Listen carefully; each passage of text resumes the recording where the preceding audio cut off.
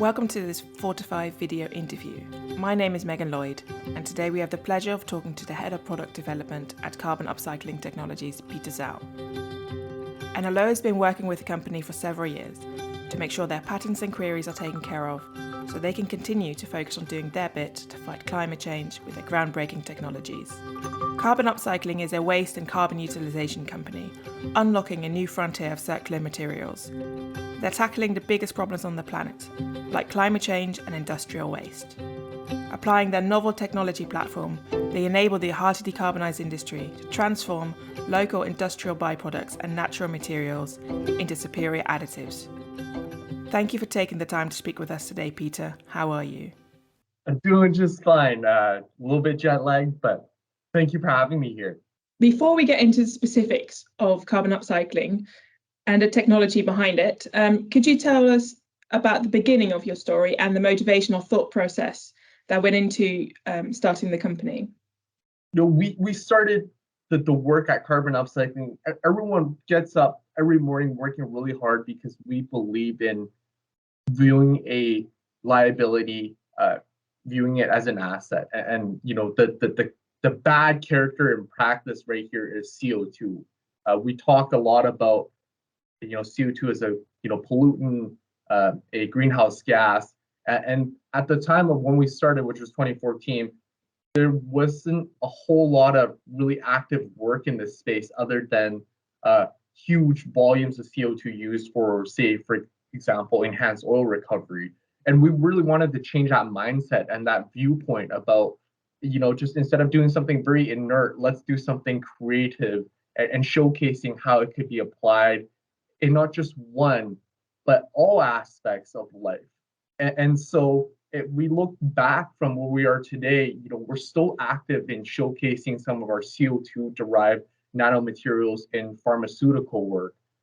We have a huge portfolio of consumer product work derived from industrial waste and CO2, and now embarking in some work in renewable chemistries and directly changing the chemistry from CO2 itself into other value-added chemicals, which both we could use internally as well as build out a business case for other clients and potential kind of engagements and collaborators. So it's been quite fascinating. Of course, along this way, there's all this inertia against change, and so we learned quite a lot about how do we take something that's so chemically inert, so hard to move, and almost couple that parallel with industries that's so chemically inert and hard to move, and creating something transformative change that ultimately gets us hopefully to the 2030 and 2050 targets well before we actually get there. That's what gives us kind of headaches, but also keeps us kind of going on a daily basis. Do you find, because you're all quite young, aren't you? Do you find that to be an advantage? Because it could be. I don't know. I turned 30 this summer, and both Apoorv and I, we were the two that barely squeeze into the 30 under 30 list. So there's the youthful, which is you're 19 and you made it to 30 under 30. And there's us, which is like you're 29 and a half and you barely got in. I think it's advantageous. I think there's also a counter argument. It's advantageous in a sense that and I say we, I think especially Apoorv and our founding members likes to challenge the status quo very much and not accepting the thing way it is. And I quite frankly think sometimes we do try to, our toughest job is to not step on too many toes, recognizing you're going to step on toes and piss off a lot of people and who you want to piss off, and try to keep that to a minimum. But I think it's beneficial in the sense that we bring a lot of fresh ideas to the table. We've been around almost as research thought leaders and now continuously to flourish and bring forward new academic research through our group. And that's really our strength of taking products and research ideas from technology readiness level 3, which is for layman's terms, that's very small bench scale, the size of a cup kind of a thing, up to 8 and now 9 is our specialties. And that's what we've done when we were, I guess, youthful in early days. And sort of that's what people recognize us as now. So I think that sort of legacy carries, until when we're old, I guess. But hopefully there's the next batch of people who are doing something really good. What do you think the biggest misconception is right now, especially when it comes to utilizing CO2? The biggest misconception is people don't realize the importance of doing something small and be wrong, and taking sort of small bite-sized risks, and accounting for the time risk of CO2, right? Because if we think about timeline of 2050, resultful action today is going to mean much more than when you're at 2049 and you're like, oh crap, now we really have to do something good, right? So it's important to do something regardless of how small it is, but do it right as sort of leap steps to get to where we want to go. I think that's one fundamental approach that we have as a group that perhaps differs against all of our competitors and our friends as well in this space. We don't try to do something very fancy and crafty and kind of big commitment up front, and we won't see the results till maybe about 10 years later. Like for example, our work is really about simplicity, minimum viable product. And I think that's one of the big misconceptions in the space, is that, oh, you really need to move millions of metric tons of the stuff to make the economics make sense. You really have to go from this like invisible gas to something very shiny for someone to purchase it. Things are growing up. It's time to move out of mom and dad's house and figuring out what type of utilities you need, knives and forks, spatulas, which sort of translates to air permitting, mobilization, deployment, geotechnical, all this other things. So that's where our key focus is right now as a group, and really ensuring the correct execution on that, with the intention of deploying our first plant by the end of the year this year, and several more to follow next year. What do you find personally the most exciting parts of your job? The most exciting part about the job is waking up every day and be genuinely bogged down with a new problem. We're never ever solving a repeated problem. It's always something new. And the fact that we took the first leap of faith to do the work we did, whether it's in construction and some plastic, it's resulted in awesome customers who knows us, who trusts us, who dials us on Sunday afternoon, ask just to socialize. That's really, really meaningful. I think especially for me, it's really meaningful to know that someone's really relying on you to make things work, and you're here for them as much as they're here for you. And they kind of give you the full free reins to do what you think is correct. And sometimes you'll be surprised, both in a unexpectedly in both a good or bad way. I think that's genuinely exciting. I've talked to quite a few engineers who are trying to do their bit when it comes to climate change, but what I've often come across that they find it really overwhelming, just because there's so much to be done. And where do you start? Because once you start, you can see all the other problems that you could also maybe solve, but you need to keep focused. How do you deal with that?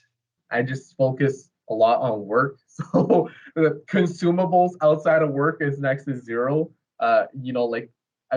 From a personal level, it's almost like being more conscious about fashion decisions, right? It doesn't mean you should go out and spend $500 on like a Louis Vuitton shirt or something like that. But being cognizant, like that is like even if it's not plastic, like cellulose or cotton waste is still an issue. Like cardboard box waste is still a huge problem, believe it or not. Like it's an order of magnitude larger than plastic waste. And so those are I think about simple things, right? And it's like, where does that come from? Unfortunately, e-commerce purchases cardboard box waste, right? So I think those are the things I try to be very mindful and in control about. And unfortunately at work, I think it's just being laser focused about the key objectives and results I have that I support within the company, and at least try not to drift too much off track from a quarter to quarter basis.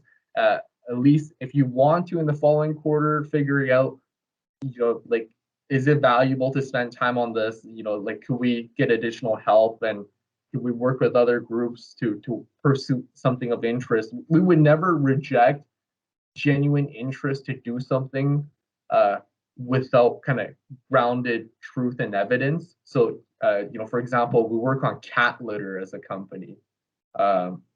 I laugh at that project. So Forbes not here, so it's fine. But it just sounds so out there, and yet, like, every aspect of it makes sense. Cat litter is made from bentonite. We could suggest an alternative that has captured carbon. We've made it safe and we made it smell nice, and we've done it before. And someone just needs to push this forward.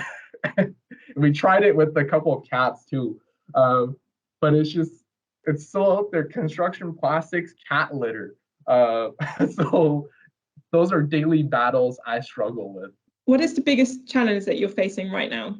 Sadly, it's a almost like a human capital type of a challenge. I think mildly anticipated, but maybe didn't anticipate it enough. It's the challenge of growth,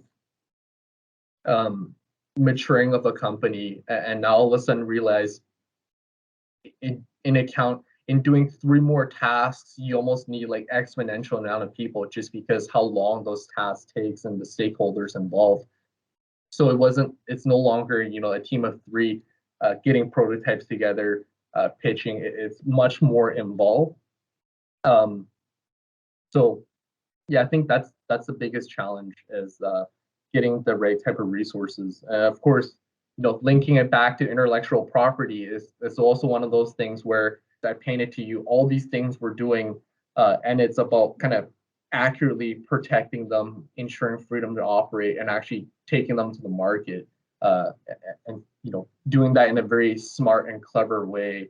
I think it's also a pretty big challenge. What has NLO been able to do for you, and how important are patterns when it comes to developing your company? Oh, NLO is great. Obviously, like I mentioned, the relationship with NLO actually probably precedes me even. We've worked with NLO almost exclusively over the past few years in coming up with key patents, patent filings, drafts, all the way kind of now we're being more, as we hit that Series A stage as a company, coming up with a strategy and the execution behind that. So we've done all of that, at least to my knowledge, with the NLO organization. And so it's been wonderful. And in fact, in certain kind of applications, I explicitly push for NLO to be anyone that's involved on the external IP side of things. We've been fortunate enough, to kind of carry out a lot of work in protecting our first generation reactors, the process technology, the application of the products, and now with subfamilies of key areas. Now we've fully exploited the kind of the domain value add, the key areas of application patents. So I think from a general perspective, IP to our organization is extremely important, not just patents, but also the proper kind of guardians of our trade secrets, like process parameters, design conditions, even some of the ways we work. Those are all sort of trade secrets and things we're getting better to know how to safeguard, to ensure that our enterprise is protected and set up for success on this space. Thank you so much, Peter. It's been absolutely wonderful talking to you, and also just seeing the passion that you have for what you do is wonderful. Thank you very much. No problem. Thank you.